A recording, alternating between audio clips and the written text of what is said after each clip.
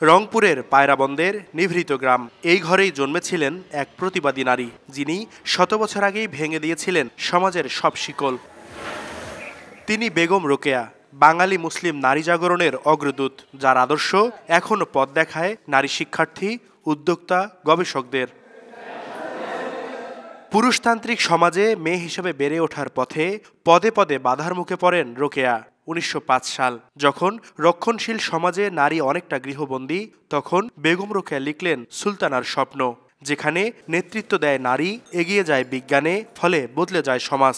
শত বছর পর সেই কল্পনা এখন বাস্তব, যখন মেয়েরা প্রযুক্তি হাতে বদলে দিচ্ছে পৃথিবীর ভবিষ্যৎ। একটা গাড়ি দুই চাকার মধ্যে যদি দুইটা চাকাই সচল থাকে তবেই গাড়িটা আগাবে। সেরকম আমাদের সমাজে যদি আমরা শুধু পুরুষই পড়াশোনা করে বা শিক্ষা দীক্ষায় এগুলো যদি এগিয়ে থাকে আর নারী যদি পিছায় থাকে, তাহলে সেই সমাজ কখনো সামনের দিকে এগোতে পারবে না। তিনি আমাদের এই শিক্ষা জীবনকে যেভাবে আলোকিত করছে, তো সেক্ষেত্রে আমরা আজ দেশ থেকে বিদেশে বহুমুখী বহির্বিশ্বে নিজেদেরকে এগিয়ে নিয়ে যাচ্ছি।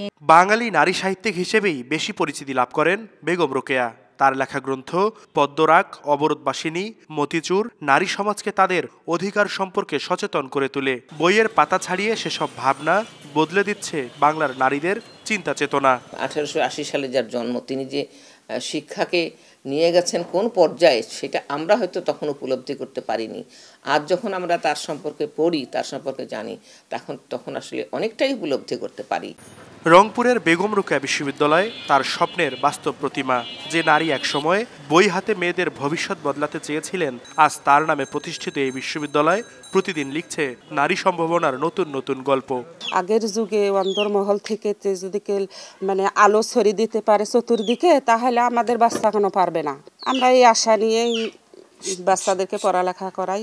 ট্রাফিকিং পেশায় মেয়েরা ছিল না, মেয়েরা আমরা আসছি, আমরাই প্রথম ব্যাচ। আমরা আসার পর প্রথম সবাই একটু ভালোভাবে নেয়নি, হয়তো বিষয়টা একটু অবাক হয়েছে যে এটা কিভাবে তারা পারবে, কিন্তু আসলে এখন আস্তে আস্তে সবাই এটা মেনে নিয়েছে এবং ভালোভাবেই আমরা কাজ করতে পারছি। বিবিসি বাংলার জরিপে সর্বকালের সর্বশ্রেষ্ঠ বাঙালি হিসেবে ৬ষ্ঠ স্থানে জায়গা করে নিয়েছেন বেগম রোকেয়া। শুধু ইতিহাসের পাতায় নয়, তিনি বাংলার পিছিয়ে পড়া প্রতিটি নারীর অনুপ্রেরণার অপর নাম। সমতার পথে হাঁটার যুদ্ধে রোকেয়া জন্ম নেবেন নতুন প্রজন্মের স্বপ্নে বারবার। Mahmud Rafin, star news, Rangpur.